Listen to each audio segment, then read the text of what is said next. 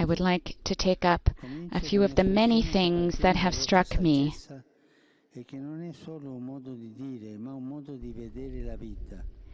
Let me start by saying that it is part of your traditional wisdom. It is not only a turn of phrase, but also a view of living. In every deliberation, we must consider the impact on the seventh generation. These are wise words, far-sighted, and the exact opposite of what often happens in our day, when we run after practical and immediate goals without thinking of the future and generations yet to come. Instead, the ties that connect the elderly and the young are essential. They must be cherished and protected lest we lose our historical memory and very identity. They must be cherished and protected, for whenever memory and identity are cherished and protected, we become more human.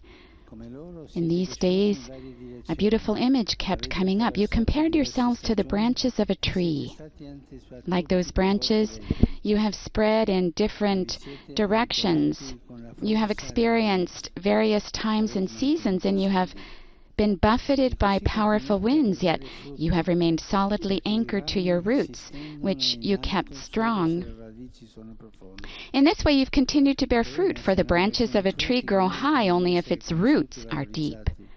I would like to speak of some of those fruits, which deserve to be better known and appreciated. First, your care for the land, which you see not as a resource to be exploited, but as a gift from heaven.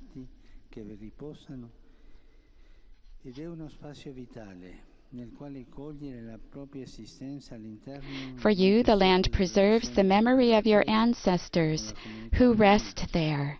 It is a vital setting, making it possible to see each individual's life as part of a greater web of relationships with the Creator, with the human community, with all living species, and with the earth, our common home. All this leads you to seek interior and exterior harmony, to show great love for the family, and to possess a lively sense of community. Then, too, there are the particular riches of your languages, your cultures, your traditions, and your forms of art.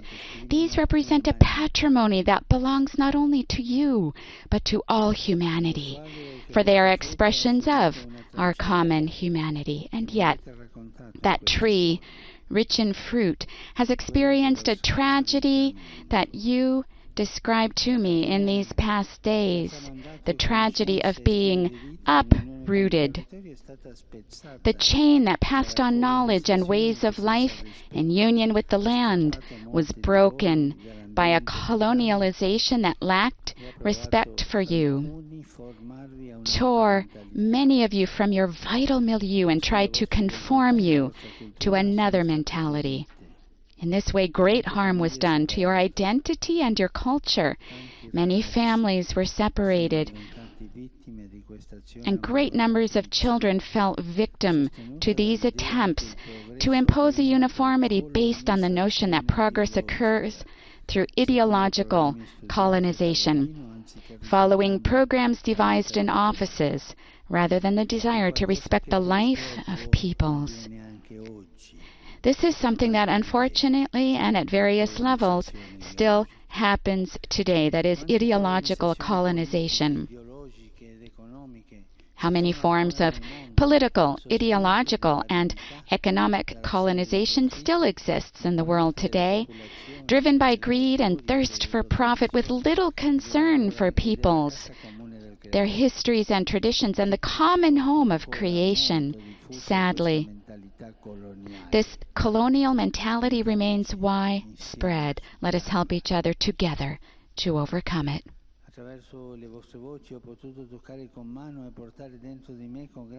Listening to your voices, I was able to enter into and be deeply grieved by the stories of the suffering, hardship, discrimination, and various forms of abuse that some of you experienced, particularly in the residential schools. It's chilling to think of determined efforts to instill a sense of inferiority, to rob people of their cultural identity, to sever their roots, and to consider all the personal and social efforts that this continues to entail. Unresolved traumas that have become intergenerational traumas.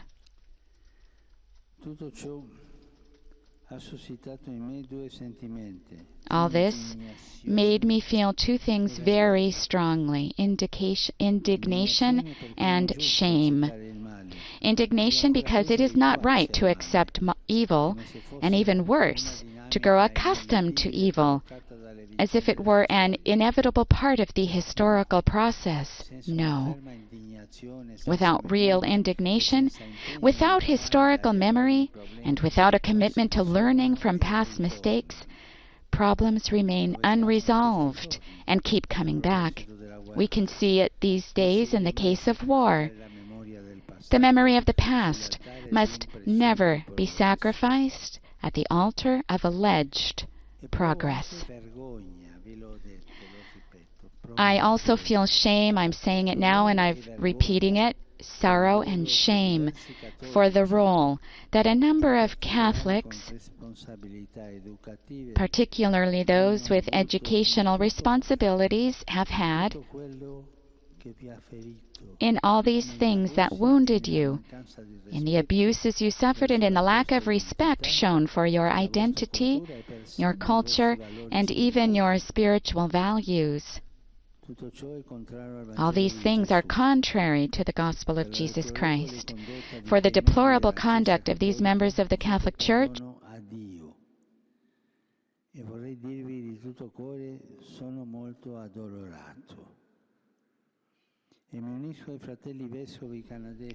I ask for God's forgiveness, and I want to say to you with all my heart, I am very sorry, and I join my brothers, the Canadian bishops, in asking your pardon. Clearly, the content of the faith cannot be transmitted in a way contrary to the faith itself. Jesus taught us to welcome love, serve, and not judge. It is a frightening thing, then, when precisely in the name of the faith, counter-witness is rendered to the gospel.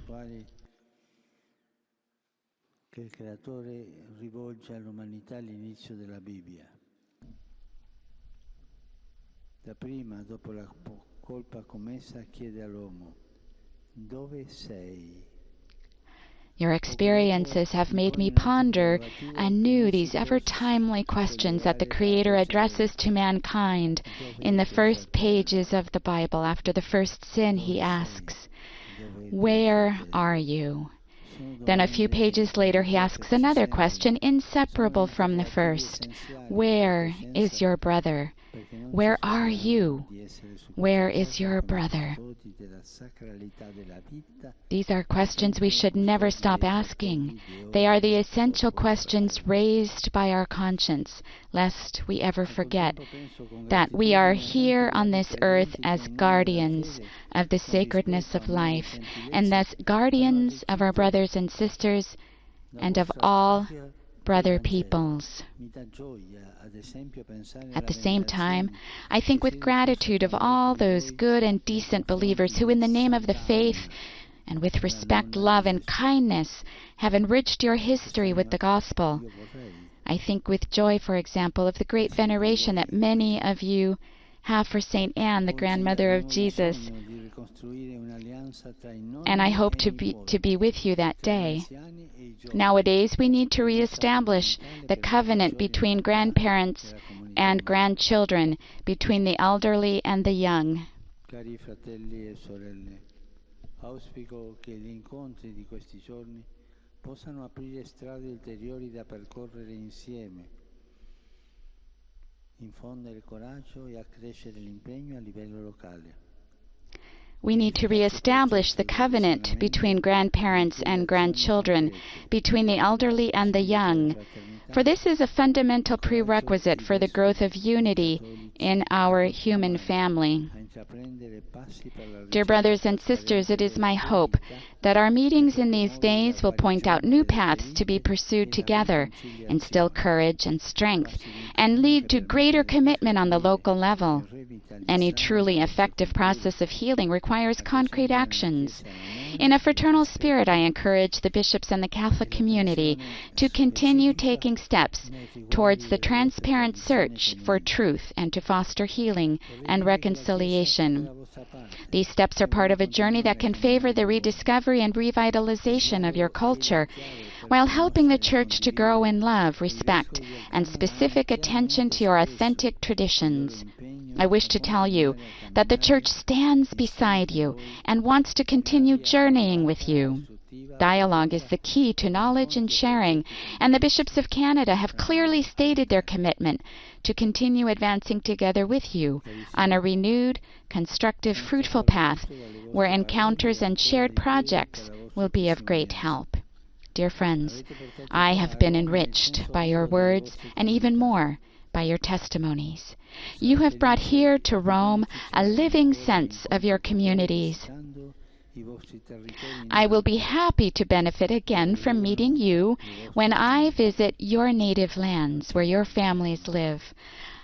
I'm not going to go in winter, eh? So I will close by saying until we meet again in Canada, where I will be able better to express to you my closeness. In the meantime, I assure you of my prayers, and upon you, your families, and your communities, I invoke the blessing of the Creator. Thank you.